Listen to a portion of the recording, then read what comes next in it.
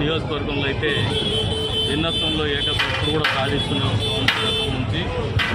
భవిష్యత్తులో కూడా ఈ భిన్నత్వంలో ఏకత్వం కొనసాగేటువంటి పరిస్థితుల్లోనే ఈ సత్సాంప్రదాయాన్ని ముందుకు తీసుకోవాలని ప్రతి ఒక్కరు కూడా ఇక్కడ ఉన్నటువంటి ప్రతి ఒక్క నాయకులు కావచ్చు, అధికారులు కావచ్చు, ప్రజలు కావచ్చు, ప్రత్యేకించి యువత కావచ్చు, ఎప్పటికప్పుడు వాళ్ళ ఆలోచన విధానాన్ని తెలియజెప్పడానికి ఒక వేదికగానే గణేష్ నిమజ్జనాన్ని కూడా వాడుకుంటూ వస్తాం.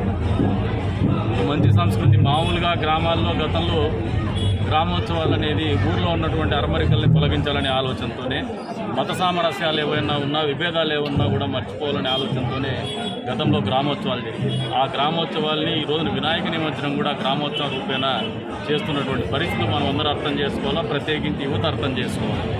మనందరి మధ్యన అరమరికలు ఉండకూడదు, కులాలు మతాల మధ్యన తారతమ్యం ఉండకూడదు. ఏదైతే మన దేశము అనుసరిస్తూ ఉందో భిన్నత్వంలో ఏకత్వం అనేది ఇది అందరికీ మనకు ఆచరణీయమని తెలియజెప్పేటువంటి ఒక మన సాంప్రదాయమే, హిందూ సాంప్రదాయమే గణేష నిమజ్జనము, ఒక వినాయక చతుర్థి పండుగ జరుపుకోవడం కూడా అని చెప్పేసి కూడా ఈ సందర్భంగా తెలియజేస్తుంది. ఏదైతే ప్రతి సంవత్సరం లాగానే ఈ సంవత్సరం కూడా వినాయక నిమజ్జనంలో బాధ్యతలు తీసుకొని ఈ నిమజ్జనము